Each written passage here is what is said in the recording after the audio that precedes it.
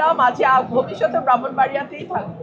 বিএনপির মেয়ে হিসেবে আমি বিএনপির মেয়ে বলে কিছু নাই। আপনারা কেন যদি সবকিছু মধ্যে আবেগকে গুলিয়ে ফেলতে পছন্দ করেন? আমি একটা দলের সমর্থক ছিলাম এবং আমি দেশ এবং মানুষের পক্ষে কথা বলেছি সেই দলের হয়ে। তারপরে আমাদের মধ্যে মতের মিল হয়নি, আমি সরে গেছি। এখানে আসলে আবেগকে নিয়ে আসবার কিছু আছে বলে আমার মনে হয় না। নারীদের অধিকার রক্ষায় এই লড়াইটা আমার খুবই খুবই কঠিন ছিল ন্যাচারালি, বিকজ একজন স্বতন্ত্র প্রার্থী একটা দলের জোয়ারের বিপক্ষে দাঁড়িয়ে ভোট করা ডেফিনেটলি এটা কঠিন ছিল এবং আমাকে নানানভাবে চেষ্টা করা হয়েছে সর্বশক্তি দিয়ে যাতে আমি হেরে যাই, বিকজ এটা একটা ইগো প্রবলেম হয়ে দাঁড়িয়েছিল যে দলের চেয়ে ব্যক্তির ইমেজ কেন বেটার হবে। সো এক ধরনের ইগো ক্ল্যাশ তো ছিলই। সো আবার নারীদের অধিকার রক্ষায় ওটা আপনারা দেখেছেন আপনারা তো দেখেছেন। আবার পার্লামেন্টে আপনার অবস্থান বক্তব্য কিরকম হবে? এবং বিশেষ করে আমার নির্বাচনী এলাকা সরাইল, আশুগঞ্জ এবং বিজয়নগরের একাংশ অত্যন্ত অবহেলিত, পিছিয়ে পড়া এবং প্রান্তিক মানুষ সেখানে বাস করে।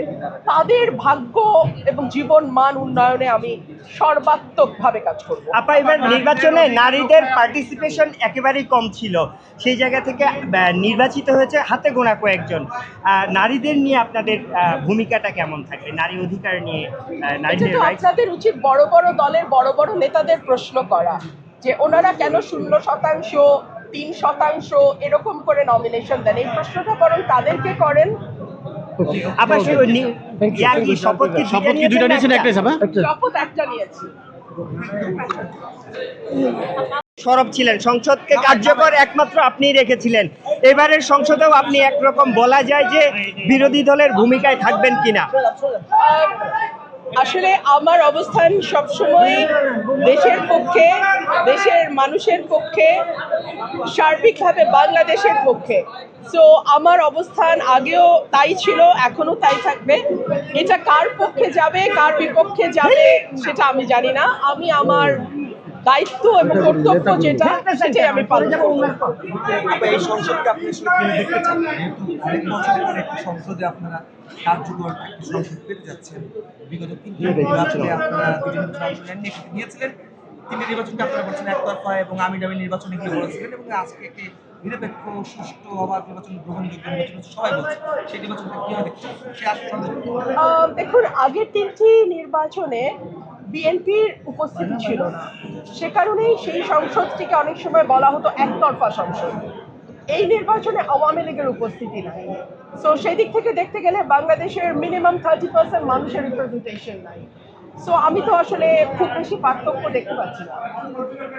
আপা, সংবিধান সংস্কার দেখছেন নাকি? তারপরে তো আপনাদের যেই দলে আপনি ছিলেন বিএনপি, সেই বিএনপি আপনার প্রায় 50% ভোট তারা কাছে, মানুষের তারা ম্যান্ডেট পেয়েছে, সেটাকে আপনি কিভাবে দেখেন? সেটাকে আপনি বলতে পারেন এত বছর পরে 20 বছর পর আপনারা বিএনপি ক্ষমতায় যাচ্ছে, এসেছে ক্ষমতায়, সেটাকে আপনি নিশ্চয়ই বিজয়ী অভিনন্দন জানাই, কিন্তু সেই সঙ্গে এটাও ভুলে গেলে চলবে না যে আমাদের 30% মানুষের কোনো রিপ্রেজেন্টেশন, মিনিমাম 30% মানুষের রিপ্রেজেন্টেশন এই সংসদে থাকবে না।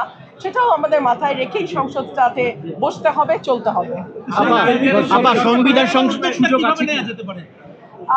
দেখুন, আমি এই মুহূর্তে তো দলের কার্যক্রম নিষিদ্ধ আওয়ামী লীগের, সো তাদেরটা কিভাবে ফিরিয়ে আনা যায় সেটা তো আমি এখন বলতে পারবো না। তাদের নির্বাচনে অংশ নেওয়ার সুযোগ যদি দেয়া হতো তাহলে দেখা যেত মানুষের ভোটে যদি তাদের প্রত্যাখ্যানের ব্যাপার থাকতো, মানুষ তার ভোটের মাধ্যমে জবাব দিত। মানুষের ব্যালটের প্রতি আমাদের আস্থা এত কম কেন? মানুষ তার জবাব সবসময় সঠিকভাবে দেয়। ধরুন আমার এলাকার কথাই ফর এক্সাম্পল, মানুষ কিন্তু ব্যালটে প্রার্থী বেছে নিয়েছে এবং এই সুযোগটা মানুষকে দেওয়া উচিত বলে আমি মনে করি। আপনাকে বিএনপিতে ফিরবেন?